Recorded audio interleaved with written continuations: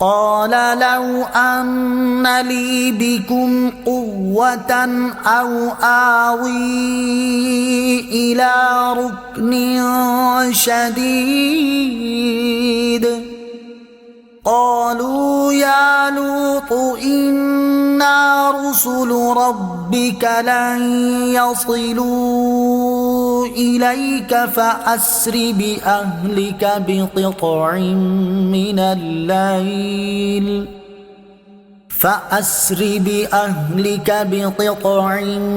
من الليل ولا يلتفت منكم أحد إلا امرأتك إنه مصيبها ما أصابهم إن موعدهم الصبح أليس الصبح بقريب۔ ترجمہ، لوط نے فرمایا اے کاش تمہارے مد مقابل میرے پاس کوئی قوت ہوتی یا میں کسی مضبوط سہارے کی پناہ لے سکتا۔ فرشتوں نے عرض کی اے لوط ہم تمہارے رب کے بھیجے ہوئے ہیں، یہ لوگ آپ تک ہرگز نہیں پہنچ سکیں گے، تو آپ اپنے گھر والوں کو راتوں رات لے جائیں اور تم میں کوئی پیٹھ پھیر کر نہ دیکھے سوائے تیری بیوی کے، بے شک اسے بھی وہی عذاب پہنچنا ہے جو ان کافروں کو پہنچے گا، بے شک ان کا وعدہ صبح کے وقت کا ہے، کیا صبح قریب نہیں؟ قال فرمایا جب حضرت لوط علیہ السلام کو یقین ہو گیا کہ قوم اپنے ارادے سے باز نہیں آئے گی تو آپ نے افسوس کرتے ہوئے فرمایا اے کاش مجھے تم سے مقابلہ کرنے کی طاقت ہوتی یا میں ایسا قبیلہ رکھتا جو میری مدد کرتا تو میں تم سے مقابلہ اور جنگ کرتا۔ قالو فرشتوں نے عرض کی، حضرت لوط علیہ السلام نے اپنے مکان کا دروازہ بند کر لیا تھا اور اندر سے یہ گفتگو فرما رہے تھے۔ قوم نے چاہا کہ دیوار توڑ دیں۔ فرشتوں نے جب حضرت لوط علیہ السلام کا رنج اور بے چینی دیکھی تو عرض کی اے لوط علیہ السلام آپ کا پایا مضبوط ہے، ہم ان لوگوں کو عذاب کرنے کے لیے آئے ہیں، آپ ایسا کریں کہ دروازہ کھول دیں پھر ہمیں اور انہیں چھوڑ دیں، یہ لوگ آپ تک ہرگز نہیں پہنچ سکیں گے اور نہ ہی آپ کو کوئی نقصان پہنچا سکیں گے۔ حضرت لوط علیہ السلام نے دروازہ کھول دیا تو قوم کے لوگ مکان میں گھس آئے۔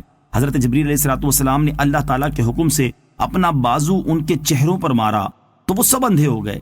حضرت لوط علیہ السلام کے مکان سے نکل کر بھاگے، انہیں راستہ نظر نہیں آتا تھا اور وہ یہ کہتے جاتے تھے ہائے ہائے لوط کے گھر میں بڑے جادوگر ہیں، انہوں نے ہم پر جادو کر دیا ہے۔ فَأَسْرِ بِأَهْلِكَ بِقِطْعٍ مِّنَ اللَّيْلِ، تو آپ اپنے گھر والوں کو راتوں رات لے جائیں۔ فرشتوں کے اس کلام کا ایک معنی یہ ہے کہ اے لوط علیہ السلام آپ اپنے گھر والوں کو راتوں رات یہاں سے لے جائیں اور آپ میں سے کوئی پیٹھ پھیر کر نہ دیکھے، لیکن آپ کی بیوی پیٹھ پھیر کر دیکھ لے گی کیونکہ اسے بھی وہی عذاب پہنچنا ہے جو ان کافروں کو پہنچے گا۔ دوسرا معنی یہ ہے کہ اے لوط علیہ السلام آپ اپنے گھر والوں کو راتوں رات یہاں سے لے جائیں اور آپ میں سے کوئی پیٹھ پھیر کر نہ دیکھے، البتہ اپنی بیوی کو ساتھ لے کر نہ جائیں کیونکہ اسے بھی وہی عذاب پہنچنا ہے جو ان کافروں کو پہنچے گا۔ ان موعدہم الصبح، بے شک ان کا وعدہ صبح کے وقت کا ہے۔ حضرت لوط علیہ السلام نے فرشتوں سے کہا یہ عذاب کب ہوگا؟ فرشتوں نے جواب دیا بے شک ان کے عذاب کا وعدہ صبح کے وقت کا ہے۔ حضرت لوط علیہ السلام نے فرمایا میں تو اس سے جلدی چاہتا ہوں۔ فرشتوں نے عرض کی صبح قریب ہی ہے، آپ اسے دور نہ سمجھیں۔ فَلَمَّا جَاءَ أَمْرُنَا جَعَلْنَا عَالِيَهَا سَافِلَهَا وَأَمْطَرْنَا عَلَيْهَا حِجَارَةً مِّن سِجِّيلٍ مَّنضُودٍ۔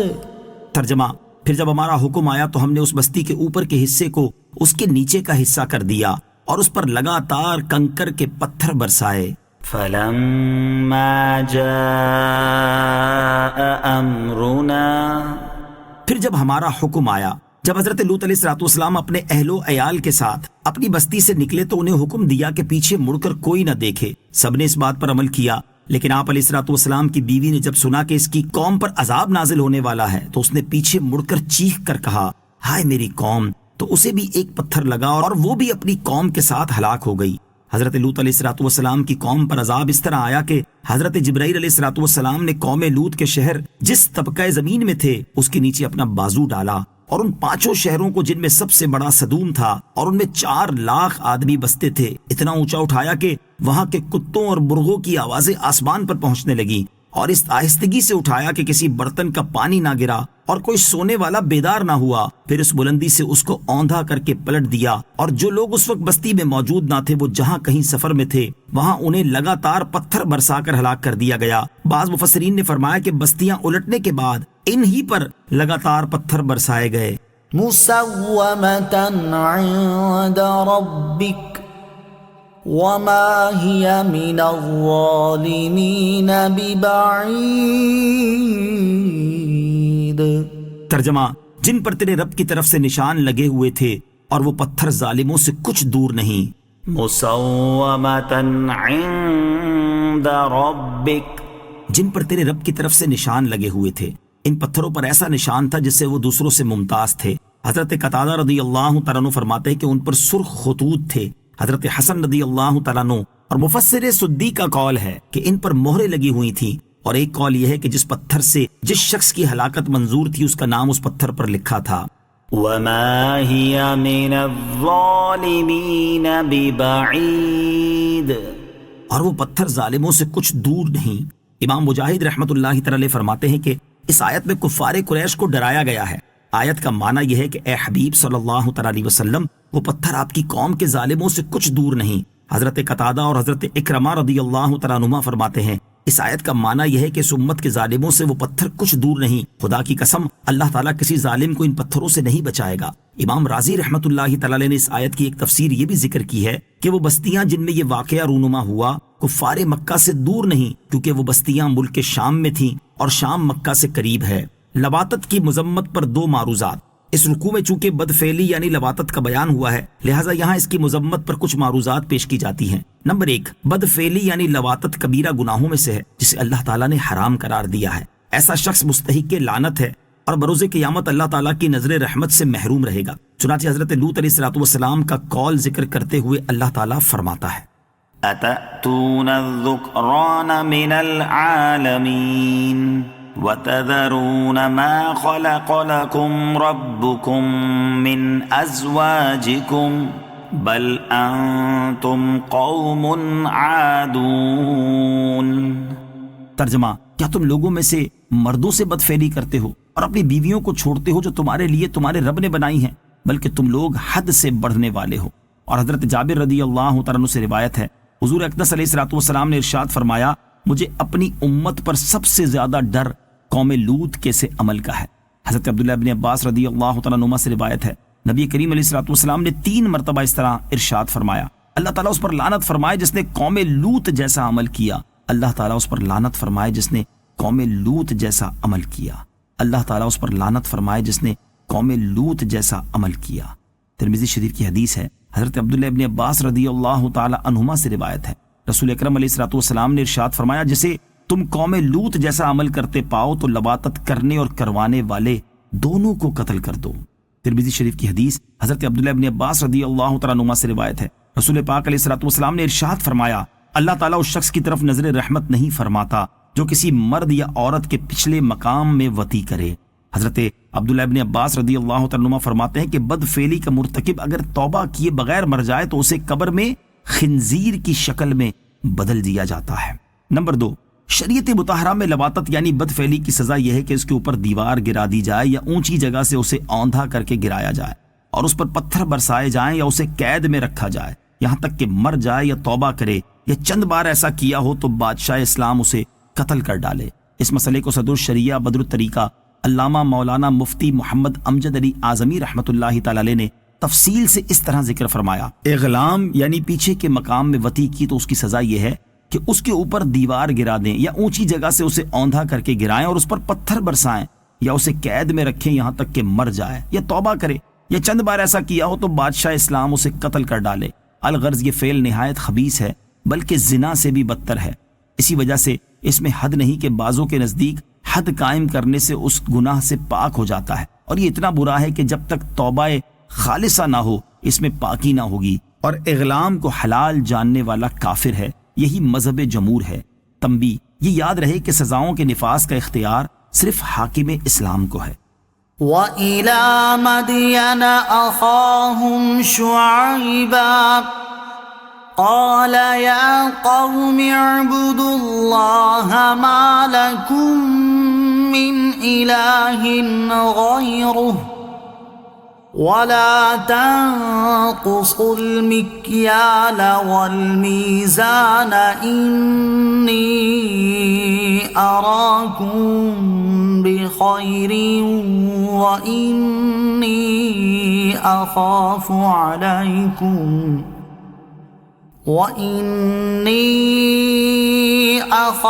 عليكم عذاب يوم محيط. ترجمہ: اور مدین کی طرف ان کے ہم قوم شعیب کو بھیجا. انہوں نے کہا اے میری قوم اللہ کی عبادت کرو، اس کے سوا تمہارا کوئی معبود نہیں، اور ناپ اور تول میں کمی نہ کرو. بے شک میں تمہیں خوشحال دیکھ رہا ہوں، اور بے شک مجھے تم پر گھیر لینے والے دن کے عذاب کا ڈر ہے. وَإِلَى مَدْيَنَ أَخَاهُمْ شُعَيْبًا، اور مدین کی طرف ان کے ہم قوم شعیب کو بھیجا. اس صورت میں ذکر کیے گئے واقعات میں سے یہ چھٹا واقعہ ہے.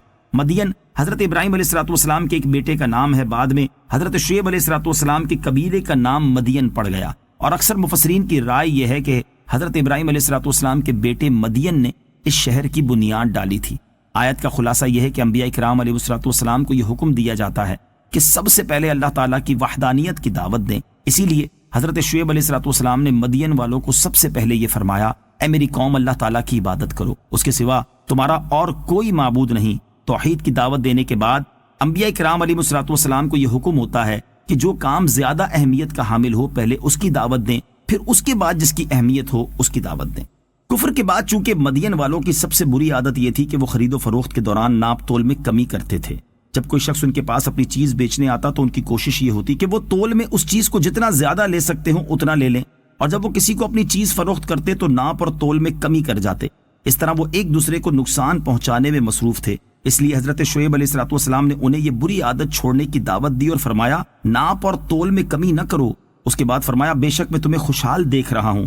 اور ایسے حال میں تو آدمی کو چاہیے کہ وہ نعمت کی شکر گزاری کرے اور دوسروں کو اپنے مال سے فائدہ پہنچائے، نہ کہ ان کے حقوق میں کمی کرے. ایسی حالت میں اس عادت سے اندیشہ ہے کہ کہیں اس خوشحالی سے محروم نہ کر دیے جاؤ.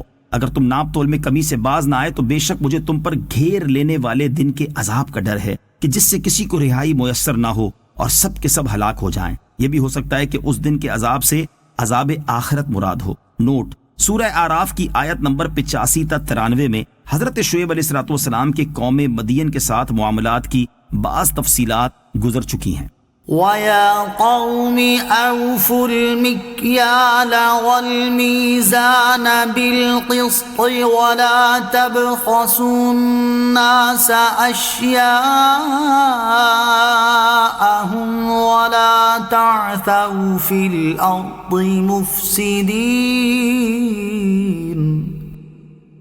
بقية الله خير لكم إن كنتم مؤمنين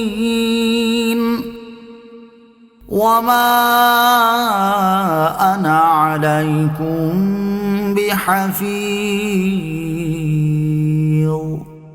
ترجمہ: اور اے میری قوم انصاف کے ساتھ ناپ اور تول پورا کرو اور لوگوں کو ان کی چیزیں گھٹا کر نہ دو اور زمین میں فساد نہ پھیلاتے پھرو. اللہ کا دیا ہوا جو بچ جائے وہ تمہارے لیے بہتر ہے اگر تمہیں یقین ہو اور میں تم پر کوئی نگہبان نہیں. بقیت اللہ، اللہ کا دیا ہوا جو بچ جائے، یعنی حرام مال ترک کرنے کے بعد جس قدر حلال مال بچے وہی تمہارے لیے بہتر ہے. حضرت عبداللہ ابن عباس رضی اللہ تعالیٰ عنہما فرماتے ہیں اس کا معنی یہ ہے کہ پورا تولنے اور ناپنے کے بعد جو بچے وہ بہتر ہے. ان کے علاوہ اور معنی بھی مفسرین نے بیان فرمائے ہیں. اس سے معلوم ہوا کہ حلال میں برکت ہے اور حرام میں بے برکتی. نیز حلال کی تھوڑی روزی حرام کی زیادہ روزی سے بہتر ہے. وما انا علیکم بحفیظ، اور میں تم پر کوئی نگہبان نہیں، یعنی تم سے صادر ہونے والے ہر معاملے میں میرا تمہارے پاس موجود رہنا ممکن نہیں تاکہ میں ناپ تول میں کمی بیشی پر تمہارا مواخذہ کر سکوں. علماء نے فرمایا ہے کہ بعض انبیاء کرام علیہ السلام کو جنگ کرنے کی اجازت تھی، جیسے حضرت موسیٰ، حضرت داؤد، حضرت سلیمان علیہ السلام. بعض وہ تھے جنہیں جنگ کرنے کا حکم نہ تھا. حضرت شعیب علیہ السلام انہی میں سے ہیں. آپ علیہ السلام سارا دن واز فرماتے اور ساری رات نماز میں گزارتے تھے. قوم آپ علیہ الصلوۃ والسلام سے کہتی کہ اس نماز سے آپ کو کیا فائدہ؟ تو آپ علیہ الصلوۃ والسلام فرماتے نماز خوبیوں کا حکم دیتی ہے اور برائیوں سے منع کرتی ہے۔ تو اس پر وہ مذاق اڑاتے ہوئے یہ کہتے جو اگلی آیت میں مذکور ہے، قالوا يا شعيب أصلاتك تأمرك أن نترك ما يعبد آباؤنا أو أن نفعل في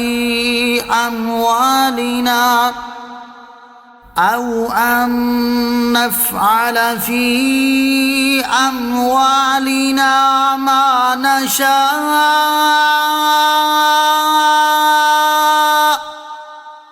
إنك لأنت الحليم الرشيد۔ ترجمہ، قوم نے کہا اے شعیب، کیا تمہاری نماز تمہیں یہ حکم دیتی ہے کہ ہم اپنے باپ دادا کے خداؤں کو چھوڑ دیں یا اپنے مال میں اپنی مرضی کے مطابق عمل نہ کریں؟ واہ بھائی، تم تو بڑے عقل مند نیک چلن ہو۔ قالوا یا شعیب، کہا اے شعیب۔ حضرت شعیب علیہ السلام نے مدین والوں کو دو باتوں کا حکم دیا تھا۔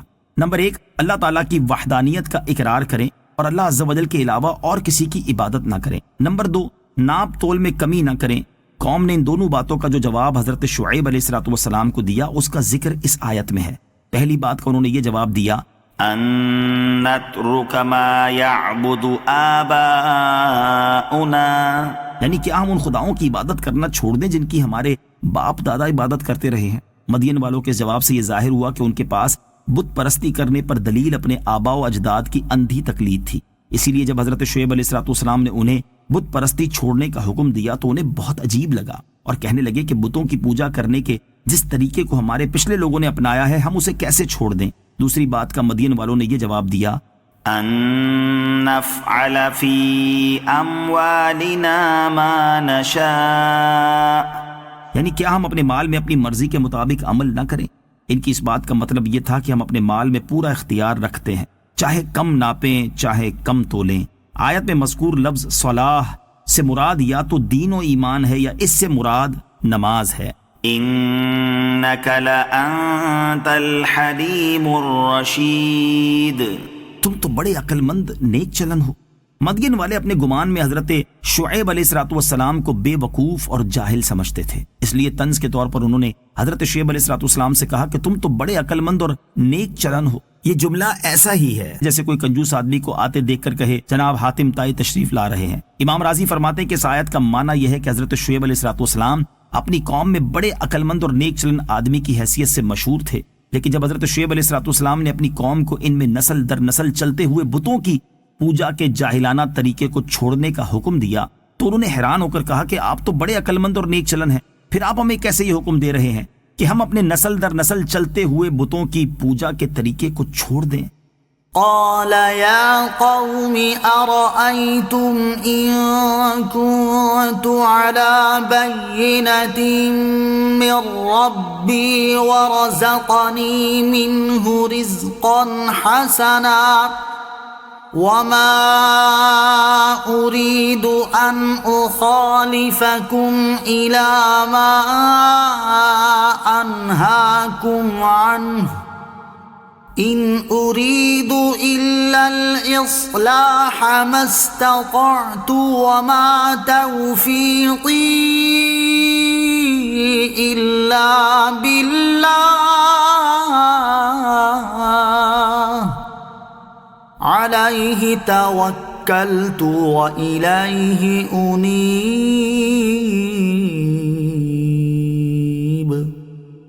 ترجمہ، شعیب نے فرمایا اے میری قوم بھلا بتاؤ کہ اگر میں اپنے رب کی طرف سے ایک روشن دلیل پر ہوں اور اس نے مجھے اپنے پاس سے اچھی روزی دی ہو تو میں کیوں نہ تمہیں سمجھاؤں، اور میں نہیں چاہتا کہ جس بات سے میں تمہیں منع کرتا ہوں خود اس کے خلاف کرنے لگوں۔ میں تو صرف اصلاح چاہتا ہوں جتنی مجھ سے ہو سکے، اور میری توفیق اللہ ہی کی مدد سے ہے۔ میں نے اسی پر بھروسہ کیا اور میں اسی کی طرف رجوع کرتا ہوں۔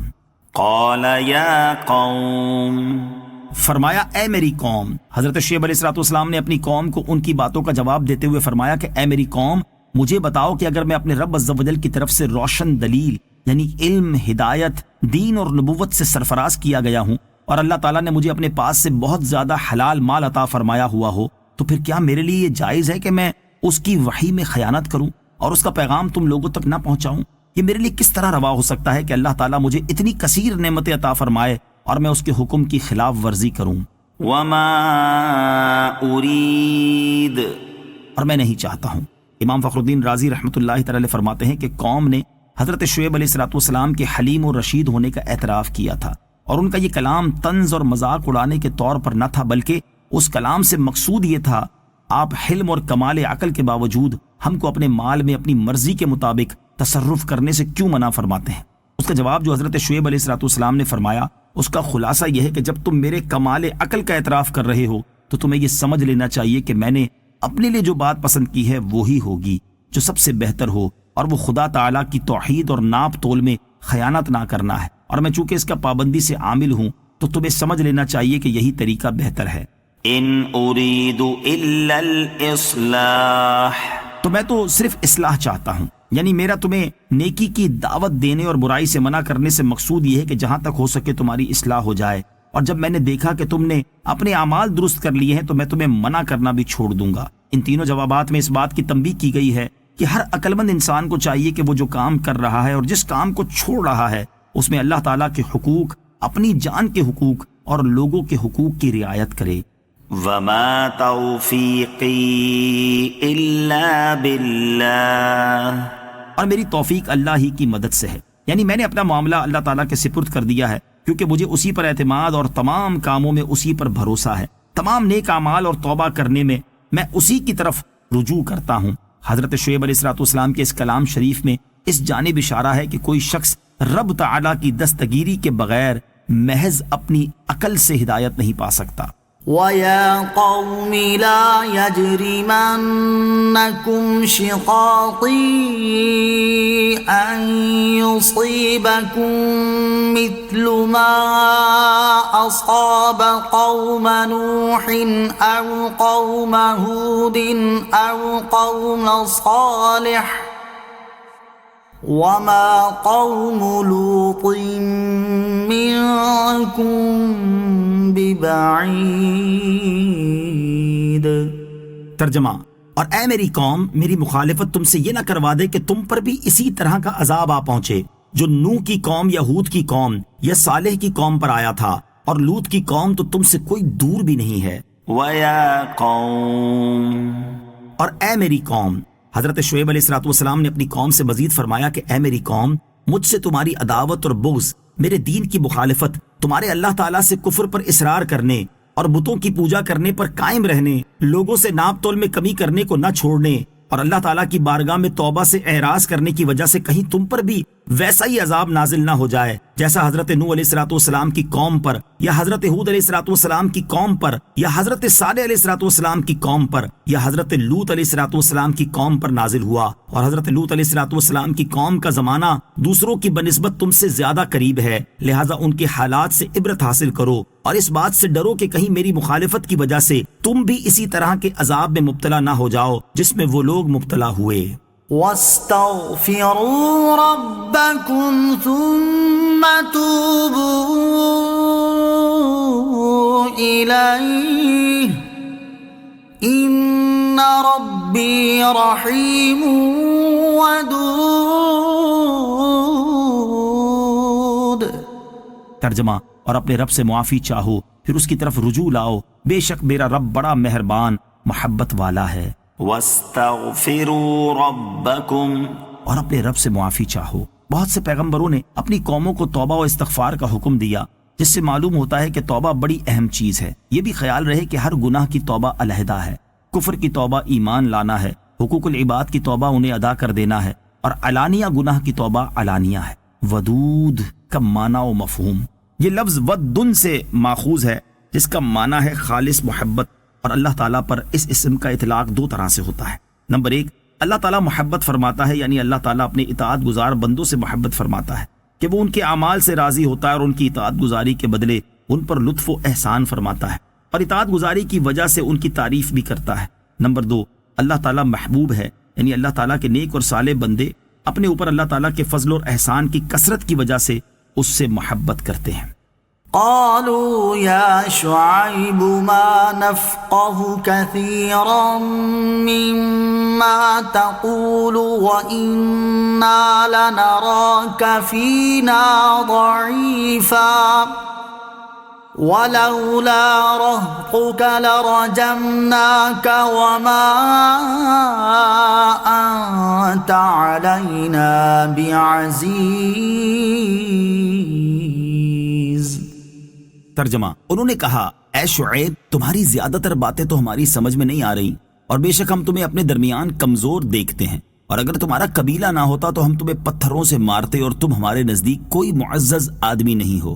قالوا، انہوں نے کہا جب حضرت شعیب علیہ السلام نے مدین والوں کو سمجھانے کے لیے زیادہ گفتگو فرمائی تو انہوں نے جواب دیا کہ اے شعیب علیہ السلام، آپ اللہ تعالیٰ کی وحدانیت کا اقرار کرنے، صرف اسی کی عبادت کرنے اور ناپ تول میں کمی حرام ہونے کی جو باتیں کر رہے ہیں اور ان باتوں پر جو دلائل دے رہے ہیں یہ ہماری سمجھ میں نہیں آتے۔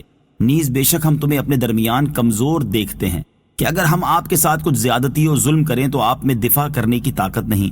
اگر آپ کا قبیلہ ہمارے دین پر ہونے کی وجہ سے ہم میں عزت دار نہ ہوتا تو ہم پتھر مار مار کر آپ کو قتل کر دیتے، اور تم ہمارے نزدیک کوئی معزز آدمی نہیں ہو۔ ہمارے زمانے کے وہ لوگ جنہیں اسلام کے احکام پر کوفت ہوتی ہے کہ کسی کو سود کی حرمت ہضم نہیں ہوتی، اور کسی کو پردے کی پابندی وبال جان لگتی ہے، اور کسی کو حقوق اللہ کی ادائیگی اور عبادات کی پابندی پر مذاق سوچتا ہے، ایسے لوگوں کو اپنے اقوال و افعال کو قوم شعیب کے بیان کردہ جملوں کے ساتھ ملا کر دیکھ لینا چاہیے۔ کیا یہ اسی کافر قوم کے نقش قدم پر نہیں چل رہے؟ قال يا قوم أرهطي أعز عليكم من الله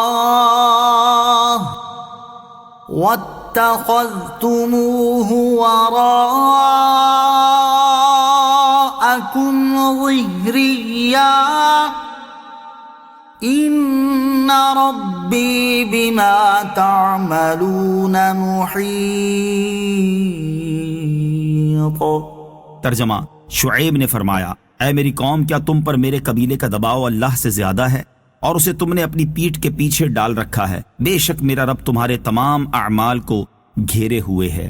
قال، فرمایا جب مدین والوں نے حضرت شعیب علیہ السلام کو قتل کر دینے اور اذیت پہنچانے سے ڈرایا اور کہا کہ ہم صرف آپ کے قبیلے کی وجہ سے آپ کو کچھ نہیں کہہ رہے، تو آپ نے انہیں جواب دیا اے میری قوم، کیا تم پر میرے قبیلے کا دباؤ اللہ تعالیٰ سے زیادہ ہے کہ اللہ عز و جل کے لیے تو تم میرے قتل سے باز نہ رہے جبکہ میرے قبیلے کی وجہ سے باز رہے، اور تم نے اللہ عز و جل کے نبی کا تو احترام نہ کیا جبکہ قبیلے کا احترام کیا۔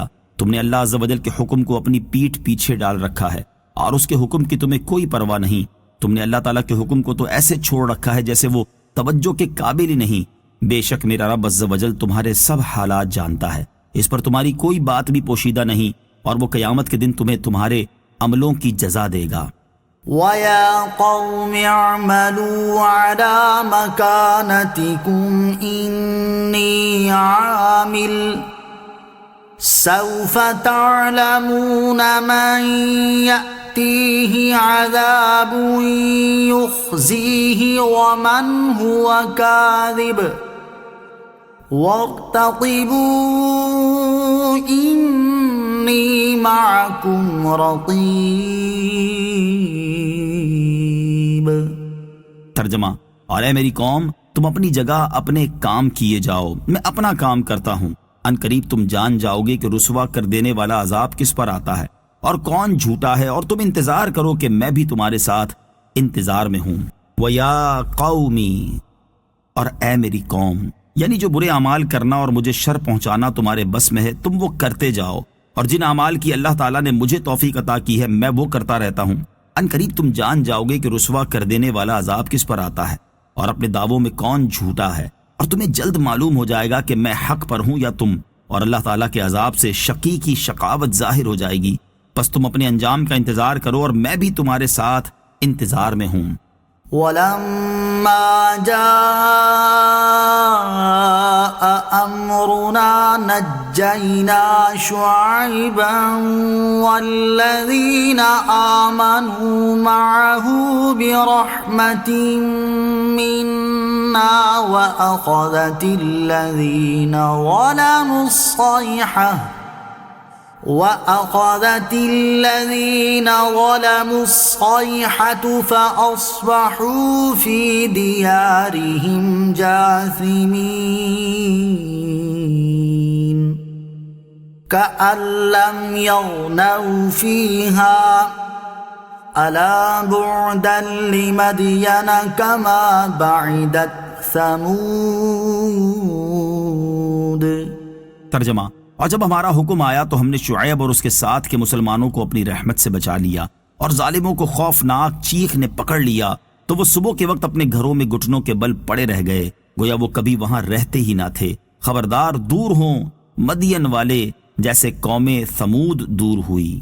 وَلَمَّا جَاءَ أَمْرُنَا، اور جب ہمارا حکم آیا، یعنی جب مدین والوں پر عذاب نازل کرنے اور انہیں ہلاک کر دینے کا ہمارا حکم آیا، تو ہم نے حضرت شعیب علیہ السلام اور ان پر ایمان لانے والوں کو محض اپنی رحمت اور فضل کی وجہ سے اس عذاب سے بچا لیا۔ اس میں اس بات کی طرف اشارہ ہے کہ بندے کو جو بھی نعمت ملتی ہے وہ اللہ تعالیٰ کے فضل اور اس کی رحمت سے ملتی ہے۔ آیت میں مذکور رحمت سے ایمان اور تمام نیک اعمال بھی مراد ہو سکتے ہیں، اور یہ بھی اللہ تعالیٰ کی توفیق ہی سے نصیب ہوتے ہیں۔ وَأَخَذَتِ الَّذِينَ ظَلَمُوا الصَّيْحَةُ، اور ظالموں کو خوفناک چیخ نے پکڑ لیا۔ اس میں مدین والوں پر نازل ہونے والے عذاب کی کیفیت کا بیان ہے۔ یاد رہے کہ قرآن مجید میں مدین والوں پر آنے والے عذاب کی کیفیت دو طرح سے بیان کی گئی ہے۔ سورہ اعراف میں یہ کیفیت اس طرح بیان ہوئی: فَأَخَذَتْهُمُ الرَّجْفَةُ فَأَصْبَحُوا فِي دَارِهِمْ جَاثِمِينَ۔ ترجمہ: تو انہیں شدید زلزلے نے اپنی گرفت میں لے لیا تو صبح کے وقت وہ اپنے گھروں میں اوندھے پڑے رہ گئے۔ اور اس آیت میں اس طرح بیان ہوئی کہ ظالموں کو خوفناک چیخ نے پکڑ لیا تو وہ صبح کے وقت اپنے گھروں میں گھٹنوں کے بل پڑے رہ گئے۔ ان دونوں کیفیتوں کے بارے میں تفسیر ابو سعود میں ہے، ممکن ہے کہ زلزلے کی ابتدا اس چیخ سے ہوئی ہو، اس لیے کسی جگہ جیسے سورہ ہود میں ہلاکت کی نسبت سبب قریب یعنی خوفناک چیخ کی طرف کی گئی، اور دوسری جگہ جیسے سورہ اعراف کی اس آیت میں سبب بعید یعنی زلزلے کی طرف کی گئی۔ أَلَا بُعْدًا لِّمَدْيَنَ كَمَا بَعِدَتْ ثَمُودُ، خبردار مدین والے دور ہوں جیسے قوم ثمود دور ہوئی۔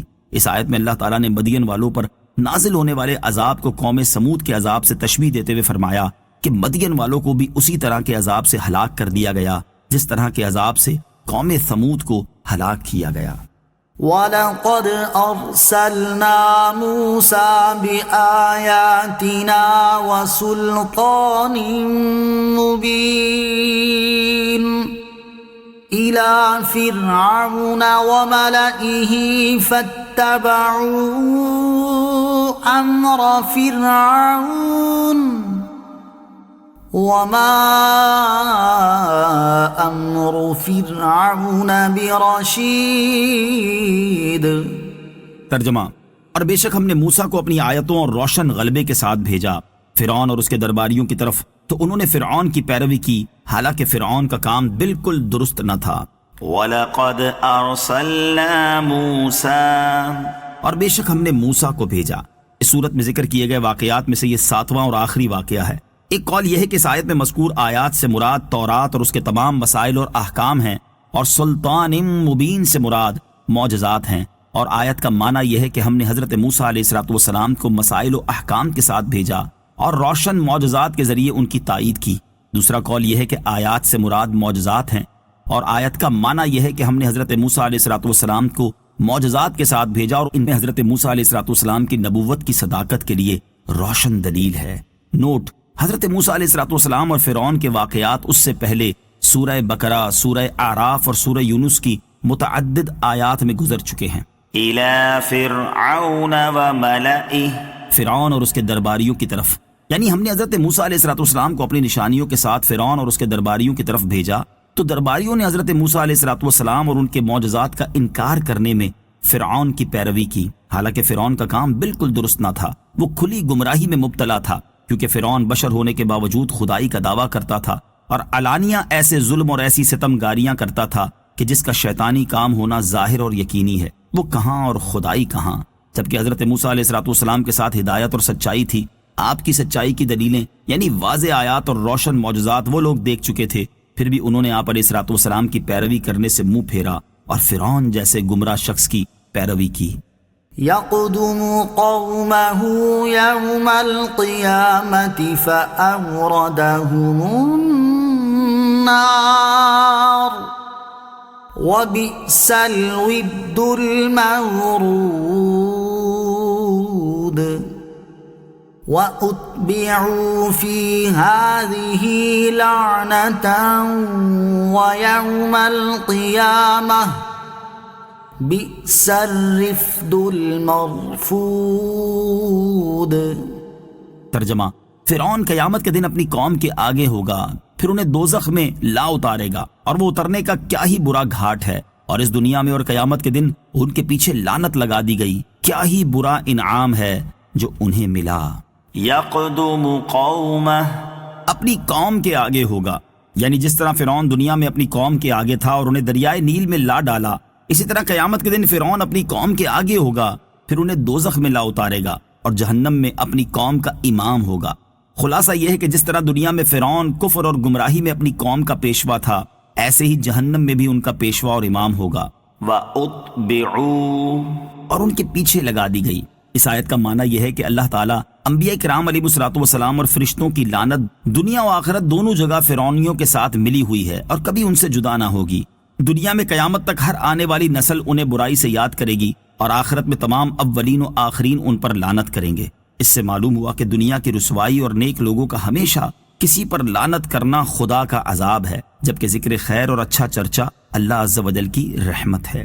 ذلك من أنباء القرى نقصه عليك منها قائم وحصيد۔ ترجمہ، یہ بستیوں کی خبریں ہیں جو ہم تمہیں سناتے ہیں، ان میں سے کوئی ابھی قائم ہے اور کوئی کاٹ دی گئی۔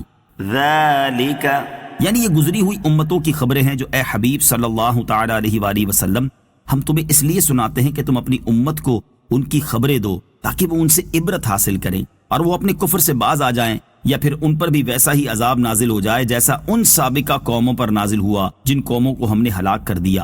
ان کی حالت کھیتیوں کی طرح ہے کہ ان میں سے کوئی تو ابھی قائم ہے، یعنی اس کے مکانوں کی دیواریں موجود ہیں، کھنڈر پائے جاتے ہیں اور ان کے نشانات ابھی باقی ہیں، جیسے کہ عاد و سمود کے شہر، اور کوئی روئے زمین سے کاٹ دی گئی ہے، یعنی کٹی ہوئی کھیتی کی طرح بالکل بے نام و نشان ہو گئی اور اس کا کوئی اثر باقی نہ رہا، جیسے حضرت نوح علیہ السلام کی قوم کے شہر۔ وما ظلمناهم ولكن ظلموا أنفسهم فما أغنت عنهم آلهتهم التي يدعون من دون الله من شيء فما أغنت عنهم آلهتهم التي يدعون من دون الله من شيء لما جاء أمر ربك وما زادوهم غير تتبيب۔ ترجمہ، اور ہم نے ان پر ظلم نہ کیا بلکہ خود انہوں نے اپنی جانوں پر ظلم کیا، تو اللہ کے سوا جن معبودوں کی عبادت کرتے ہیں وہ ان کے کچھ کام نہ آئے جب تیرے رب کا حکم آیا، اور انہوں نے ان کے نقصان میں ہی اضافہ کیا۔ وَمَا ظَلَمْنَاهُمْ، اور ہم نے ان پر ظلم نہ کیا۔ اس آیت کا ایک معنی یہ ہے کہ ہم نے انہیں عذاب اور ہلاکت میں مبتلا کر کے ان پر ظلم نہیں کیا، بلکہ کفر اور گناہوں کا ارتکاب کر کے انہوں نے خود اپنی جانوں پر ظلم کیا۔ دوسرا معنی یہ ہے کہ کسی قوم پر اللہ تعالیٰ کی طرف سے عذاب نازل ہو تو وہ اللہ عز و جل کا ظلم نہیں بلکہ عدل اور انصاف ہے۔ اس کی وجہ یہ ہے کہ پہلے قوم کفر اور گناہوں میں مبتلا ہو کر اپنی جانوں پر ظلم کرتی ہے، پھر ان برے اعمال کی وجہ سے اپنے اوپر اس عذاب کو لازم کر لیتی ہے۔ وَمَا زَادُوهُمْ غَيْرَ تَتْبِيبٍ، اور انہوں نے ان کے نقصان میں ہی اضافہ کیا۔ بتوں کے بارے میں کفار کا عقیدہ یہ تھا کہ وہ بت نفع پہنچانے میں اور نقصان دور کرنے میں ان کی مدد کرتے ہیں۔ اس آیت میں اللہ تعالیٰ نے بتا دیا کہ جب کافروں کو مدد کی ضرورت ہوگی تو اس وقت یہ بت نہ تو انہیں کوئی فائدہ پہنچا سکیں گے اور نہ کوئی مصیبت ان سے دور کر سکیں گے۔ چنانچہ جب وہ اپنے عقیدے کو حقیقت کے خلاف پائیں گے تو اس وقت ان کا یہ عقیدہ ختم ہو جائے گا، لیکن تب اس عقیدے کو چھوڑنے کا کوئی فائدہ نہ ہوگا یوں دنیا اور آخرت میں دونوں ہی جگہ وہ خسارے کا شکار ہوں گے۔ وَكَذَلِكَ أَخْذُ رَبِّكَ إِذَا أَخَذَ الْقُرَى وَهِيَ ظَالِمَةٌ إِنَّ أَخْذَهُ أَلِيمٌ شَدِيدٌ۔ ترجمہ، اور تیرے رب کی گرفت ایسی ہی ہوتی ہے جب وہ بستیوں کو پکڑتا ہے جبکہ وہ بستی والے ظالم ہوں، بے شک اس کی پکڑ بڑی شدید دردناک ہے۔ وَكَذَلِكَ أَخْذُ رَبِّكَ، اور تیرے رب کی گرفت ایسی ہی ہوتی ہے۔ اس سے پہلی آیات میں اللہ تعالیٰ نے اپنے حبیب علیہ الصلوۃ والسلام کو خبر دی کہ گزشتہ انبیاء کرام علیہ الصلوۃ والسلام کی امتوں نے جب اپنے رسولوں کی نافرمانی کی تو ان پر اللہ تعالیٰ کا ایسا عذاب نازل ہوا جس نے انہیں جڑ سے اکھاڑ کر رکھ دیا، اور چونکہ انہوں نے اپنی جانوں پر ظلم کیا تھا اس لیے دنیا میں ہی ان پر عذاب آیا۔ اور اس آیت میں یہ بیان فرمایا کہ وہ عذاب گزشتہ قوموں کے ساتھ ہی خاص نہیں تھا، بلکہ اب بھی جو کوئی ان کی طرح ظلم کرے گا تو اس پر بھی ویسا ہی عذاب نازل ہوگا۔ ظالموں کو نصیحت۔ علامہ ساوی رحمۃ اللہ تعالی علیہ فرماتے ہیں کہ ہر ظلم کرنے والے پر لازم ہے کہ وہ اپنے ظلم سے توبہ کرے اور ظلم کرنا چھوڑ دے، نیز جس کا جو حق مارا ہو وہ اسے لوٹا دے، تاکہ وہ اس عظیم وعید میں داخل نہ ہو، کیونکہ یہ آیت گزشتہ امتوں کے ساتھ خاص نہیں بلکہ ہر ظالم کو عام ہے۔ البتہ رسول اللہ صلی اللہ علیہ وسلم کی امت پر آپ علیہ الصلوۃ والسلام کی وجہ سے ایسا عذاب نازل نہ ہوگا کہ جو آپ علیہ الصلوۃ والسلام کی امت کو جڑ سے اکھاڑ کر رکھ دے۔ إِنَّ أَخْذَهُ أَلِيمٌ شَدِيدٌ، بے شک اس کی پکڑ بڑی شدید دردناک ہے۔ حضرت ابو موسیٰ اشعری رضی اللہ تعالیٰ عنہ سے روایت ہے، حضور اقدس علیہ الصلوۃ والسلام نے فرمایا، بے شک اللہ تعالیٰ ظالم کو ڈھیل دیتا رہتا ہے اور جب اس کی پکڑ فرما لیتا ہے تو پھر اسے مہلت نہیں دیتا۔ پھر آپ علیہ الصلوۃ والسلام نے یہ آیت تلاوت فرمائی، وَكَذَلِكَ أَخْذُ رَبِّكَ إِذَا أَخَذَ الْقُرَى وَهِيَ ظَالِمَةٌ إِنَّ أَخْذَهُ أَلِيمٌ شَدِيدٌ۔ ترجمہ، اور تیرے رب کی گرفت ایسی ہی ہوتی ہے جب وہ بستیوں کو پکڑتا ہے جبکہ وہ بستی والے ظالم ہوں، بے شک اس کی پکڑ بڑی شدید دردناک ہے۔ إن في ذلك لآية لمن خاف عذاب الآخرة ذلك يوم مجموع له الناس وذلك يوم مشهود۔ ترجمہ، بے شک اس میں اس کے لیے نشانی ہے جو آخرت کے عذاب سے ڈرے، وہ ایسا دن ہے جس میں سب لوگ اکٹھے ہوں گے، اور وہ دن ایسا ہے جس میں ساری مخلوق موجود ہوگی۔ إِنَّ فِي ذَلِكَ لَآيَةً، بے شک اس میں نشانی ہے، یعنی گزشتہ امتوں کے عذابات اور ان کی ہلاکت کا جو ذکر ہوا اس میں عبرت اور نصیحت ہے، اور ان کی ہلاکت و بربادی سے عبرت اور نصیحت وہی حاصل کرے گا جو اللہ عز و جل سے ڈرے اور قیامت کے دن اس کے عذاب سے خوف زدہ ہو، کیونکہ جب وہ اس بات میں غور و فکر کرے گا کہ اللہ تعالیٰ نے گزشتہ امتوں کے کفار پر دنیا میں ہی دردناک عذاب نازل فرمایا اور انہیں بڑی سخت سزا دی، اور دنیا کا عذاب گویا کہ آخرت میں کفار کے لیے تیار کیے گئے عذاب کا ایک نمونہ ہے، تو اس کے دل میں مزید اللہ تعالیٰ کا ڈر اور خوف پیدا ہوگا۔ ذَلِكَ يَوْمٌ، وہ ایسا دن ہے، یعنی قیامت کے دن اللہ تعالیٰ تمام لوگوں کو ان کی قبروں سے اٹھائے گا اور حشر کے میدان میں سب کو حساب و کتاب، ثواب اور عذاب کے لیے جمع فرمائے گا، اور اس دن ہر مخلوق حاضر ہوگی، ان میں سے کوئی بھی پیچھے نہ رہ سکے گا۔ اس دن اللہ تعالیٰ ہر اس شخص کو سزا دے گا جس نے اللہ تعالیٰ کی نافرمانی کی، اس کے حکم کی مخالفت کی اور اس کے رسولوں کی تکذیب کی ہوگی۔ وما نؤخره إلا لأجل معدود يوم يأتي لا تكلم نفس إلا بإذنه فمنهم شقي وسعيد۔ ترجمہ، اور ہم اسے پیچھے نہیں ہٹاتے مگر ایک گنی ہوئی مدت کے لیے، جب وہ دن آئے گا تو کوئی شخص اللہ کے حکم کے بغیر کلام نہ کر سکے گا، تو ان میں کوئی بدبخت ہوگا اور کوئی خوش نصیب ہوگا۔ وَمَا نُؤَخِّرُهُ، اور ہم اسے پیچھے نہیں ہٹاتے، یعنی ہم قیامت کے دن کو اس لیے مؤخر کر رہے ہیں تاکہ وہ مدت پوری ہو جائے جو ہم نے دنیا باقی رہنے کے لیے مقرر فرمائی ہے۔ يَوْمَ يَأْتِي، جب وہ دن آئے گا، یعنی جب قیامت کا دن آئے گا تو ہر مخلوق خاموش ہوگی، اس دن کوئی شخص اللہ تعالیٰ کی اجازت کے بغیر کلام نہ کر سکے گا، یاد رہے کہ قیامت کا دن بہت طویل ہوگا اور اس میں مختلف حالات ہوں گے۔ بعض حالات میں تو ہیبت کی شدت کی وجہ سے کسی کو اللہ تعالیٰ کی اجازت کے بغیر بات زبان پر لانے کی قدرت نہ ہوگی، اور بعض حالات میں اجازت دی جائے گی کہ لوگ اجازت سے کلام کریں گے، اور بعض حالات میں گھبراہٹ اور دہشت کم ہوگی تو اس وقت لوگ اپنے معاملات میں جھگڑیں گے اور اپنے مقدمات پیش کریں گے۔ فَمِنْهُمْ شَقِيٌّ وَسَعِيدٌ، تو ان میں کوئی بدبخت ہوگا اور کوئی خوش نصیب ہوگا۔ قیامت کے دن لوگ دو طرح کے ہوں گے۔ نمبر 1 بدبخت، یہ وہ لوگ ہوں گے جن پر وعید کے مطابق جہنم واجب ہوگی۔ نمبر 2 خوش نصیب، یہ وہ لوگ ہوں گے جن کے لیے وعدے کے مطابق جنت واجب ہوگی۔ سعادت اور بدبختی کی علامات۔ دنیا میں بھی سعادت اور بدبختی کی کئی علامات علماء نے بیان فرمائی ہیں۔ ان میں سے سعادت کی 5 علامتیں یہ ہیں۔ نمبر 1 دل کی نرمی، نمبر 2 کثرت سے آنسو بہانا، نمبر 3 دنیا سے نفرت، نمبر 4 امیدوں کا چھوٹا ہونا، نمبر 5 حیا۔ اور بدبختی کی 5 علامتیں یہ ہیں۔ نمبر 1 دل کی سختی، نمبر 2 آنکھ کی خشکی یعنی آنسو نہ بہانا، نمبر 3 دنیا کی رغبت، نمبر 4 لمبی امیدیں، نمبر 5 بے حیائی۔ ہر مسلمان کو چاہیے کہ وہ اپنی حالت پر غور کرے۔ اگر اسے اپنے اندر سعادت کی علامات نظر آئیں تو اللہ تعالیٰ کا شکر ادا کرتے ہوئے ان پر قائم رہنے کی بھرپور کوشش کرے، اور اگر بدبختی کی علامات نظر آئیں تو اپنے بارے میں اللہ تعالیٰ کی خفیہ تدبیر سے ڈرے اور ان علامات کو ختم کرنے کی پوری کوشش کرے۔ فَأَمَّا الَّذِينَ شَقُوا فَفِي النَّارِ لَهُمْ فِيهَا زَفِيرٌ وَشَهِيقٌ خالدين فيها ما دامت السماوات والأرض إلا ما شاء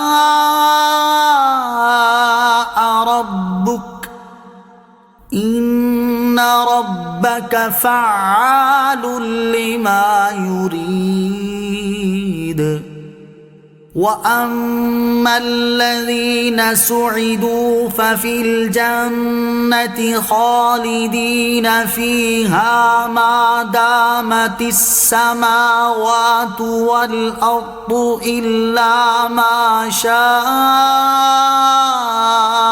رَبُّكَ عَطَاءً غَيْرَ مَجْذُوذٍ۔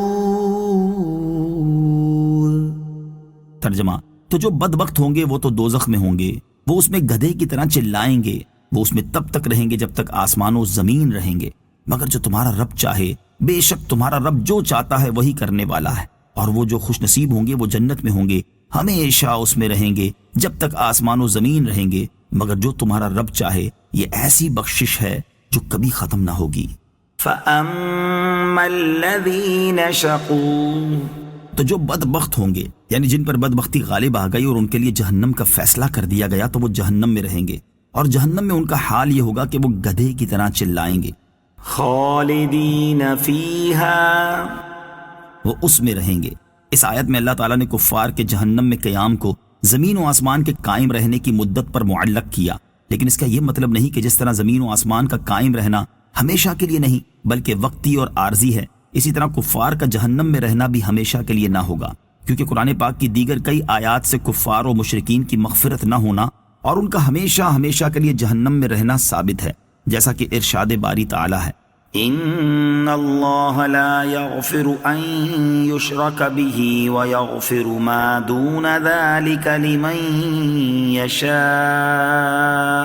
ترجمہ، بے شک اللہ اس بات کو نہیں بخشتا کہ اس کے ساتھ کفر کیا جائے، اور کفر سے نیچے جو کچھ ہے جسے چاہتا ہے معاف فرما دیتا ہے، اور ارشاد فرمایا، ان الذين كفروا وماتوا وهم كفار اولئك عليهم لعنة الله والملائكة والناس اجمعين خالدین فیہا لا یخفف عنہم العذاب ولا هم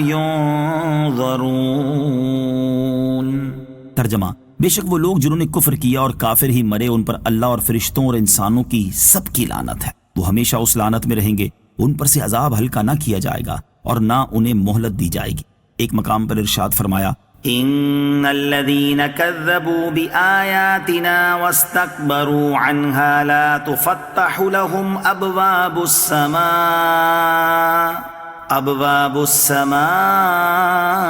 ولا يدخلون الجنة حتى يلج الجمل في سم الخياط وكذلك نجزي المجرمين. ترجمہ: بے شک وہ لوگ جنہوں نے ہماری آیتوں کو جھٹلایا اور ان کے مقابلے میں تکبر کیا تو ان کے لیے آسمان کے دروازے نہ کھولے جائیں گے اور وہ جنت میں داخل نہ ہوں گے حتیٰ کہ سوئی کے سوراخ میں اونٹ داخل ہو جائے، اور ہم مجرموں کو ایسا ہی بدلہ دیتے ہیں. سورہ نساء میں ارشاد فرمایا: ان الذين كفروا بآياتنا سوف نصليهم نارا كلما نضجت جلودهم بدلناهم جلودا غيرها ليذوقوا العذاب ان الله كان عزيزا حكيما. ترجمہ: بے شک وہ لوگ جنہوں نے ہماری آیتوں کا انکار کیا ان قریب ہم ان کو آگ میں داخل کریں گے. جب کبھی ان کی کھالیں خوب جل جائیں گی تو ہم ان کی کھالوں کو دوسری کھالوں سے بدل دیں گے کہ عذاب کا مزہ چکھ لیں. بے شک اللہ زبردست ہے، حکمت والا ہے. اسی وجہ سے مفسرین نے اس آیت کی کئی تعویلات بیان کی ہیں. ان میں سے چند یہاں ذکر کی جاتی ہیں. پہلی تعویل: اس آیت میں زمین و آسمان سے دنیا کے زمین و آسمان نہیں بلکہ جنت و دوزخ کے زمین و آسمان مراد ہیں. جنت میں زمین کے وجود پر دلیل یہ آیت ہے: وَأَوْرَثَنَا الْأَرْضَ نَتَبَوَّأُ مِنَ الْجَنَّةِ حَيْثُ نَشَاءُ. ترجمہ: اور ہمیں جنت کی زمین کا وارث کیا، ہم جنت میں جہاں چاہیں رہیں گے. اور آخرت کے زمین و آسمان کے دنیاوی زمین و آسمان سے مختلف ہونے پر دلیل یہ آیت ہے. يَوْمَ تُبَدَّلُ الْأَرْضُ غَيْرَ الْأَرْضِ وَالسَّمَاوَاتِ. ترجمہ: یاد کرو جس دن زمین کو دوسری زمین سے اور آسمانوں کو بدل دیا جائے گا. نیز جنت و دوزخ چونکہ فضا یا خلا میں نہیں ہیں، اس لیے جنت و دوزخ والوں کے لیے کسی ایسی چیز کا ہونا ضروری ہے جس پر وہ بیٹھے یا ٹھہرے ہوئے ہوں، اور ان کے لیے کوئی سائبان ہو جس کے سائے میں وہ لوگ ہوں، اور وہ چیز زمین و آسمان ہیں. جب نقلی اور عقلی دونوں اعتبار سے یہ بات واضح ہو گئی کہ جنت و دوزخ کے زمین و آسمان ہیں اور وہ اس دنیا کے زمین و آسمان سے مختلف ہیں، تو جس طرح جنت و دوزخ ہمیشہ رہیں گے اسی طرح ان کے زمین و آسمان بھی ہمیشہ رہیں گے. لہذا جنت میں رہنے والے مسلمان اور دوزخ میں رہنے والے کافر بھی ان میں ہمیشہ ہمیشہ رہیں گے. دوسری تعویل: اگر اس آیت سے جنت و دوزخ کے زمین و آسمان مراد نہ بھی ہوں تب بھی یہ آیت دوزخیوں کے ہمیشہ جہنم میں رہنے کے منافی نہیں، کیونکہ عربوں کا یہ طریقہ ہے کہ جب وہ کسی چیز کا دوام یعنی ہمیشگی بیان کرنے کا ارادہ کریں تو یوں کہتے ہیں: جب تک آسمان اور زمین قائم رہیں گے تو فلاں چیز رہے گی. اور قرآن پاک چونکہ عربوں کے اسلوب کے موافق نازل ہوا ہے اس لیے جب تک زمین و آسمان رہیں گے سے مراد دائمی طور پر اور ہمیشہ ہمیشہ رہنا ہے. إِلَّا مَا شَاءَ رَبُّكَ. مگر جو تمہارا رب چاہے. چونکہ قرآن پاک کی کئی آیات سے کفار کا جہنم میں ہمیشہ ہمیشہ رہنا ثابت ہوتا ہے، اس لیے مفسرین نے اس استثناء کی مختلف توجیحات بیان کی ہیں. ان میں سے چند یہاں ذکر کی جاتی ہیں.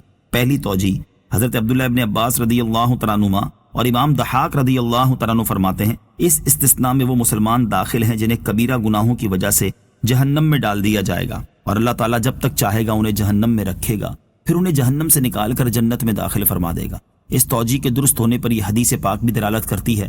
چنانچہ حضرت ابو سعید خدری رضی اللہ تعالیٰ عنہ سے روایت ہے، نبی اکرم علیہ الصلوۃ والسلام نے ارشاد فرمایا: اللہ تعالیٰ اہل جنت میں سے جسے چاہے گا اپنی رحمت کے صدقے جنت میں داخل کر دے گا، اور اہل جہنم میں سے جسے چاہے گا جہنم میں داخل کر دے گا. پھر فرمائے گا: دیکھو جس کے دل میں رائی کے ایک دانے کے برابر بھی ایمان ہوا اسے جہنم سے نکال لو. چنانچہ وہ لوگ جہنم سے اس حال میں نکالے جائیں گے کہ ان کا جسم جل کر کوئلہ ہو چکا ہوگا. پھر انہیں آب حیات کی نہر میں ڈال دیا جائے گا، اور وہ اس نہر میں سے اس طرح تر و تازہ ہو کر نکلنا شروع ہوں گے جیسے دانہ پانی کے بہاؤ والی مٹی میں سے زردی مائل ہو کر اگ پڑتا ہے. دوسری توجیہ: اہل جہنم ہمیشہ کے لیے جہنم میں رہیں گے سوائے ان اوقات کے جب وہ دنیا میں تھے یا برزخ میں تھے یا حشر کے میدان میں حساب کتاب کے لیے کھڑے ہوئے تھے.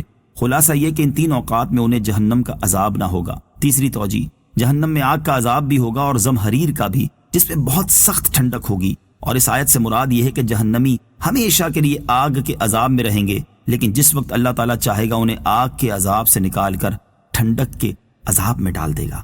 إِلَّا مَا شَاءَ رَبُّكَ. مگر جو تمہارا رب چاہے. اس استثناء میں وہ اہل جنت داخل ہیں جو اپنے گناہوں کی وجہ سے کچھ عرصہ جہنم میں رہیں گے، پھر انہیں جہنم سے نکال کر جنت میں داخل کر دیا جائے گا، کیونکہ امت کا اس بات پر اتفاق ہے کہ جو جنت میں داخل ہوگا وہ اس سے کبھی نہیں نکلے گا، یعنی اس استثناء سے مراد جہنم میں رہنے والا عرصہ ہے۔ فلا تك في مرية مما يعبد هؤلاء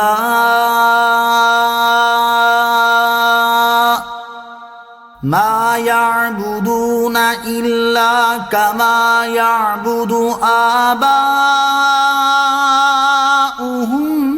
من قبل وَإِنَّا لَمُوَفُّوهُمْ نَصِيبَهُمْ غَيْرَ مَنقُوصٍ۔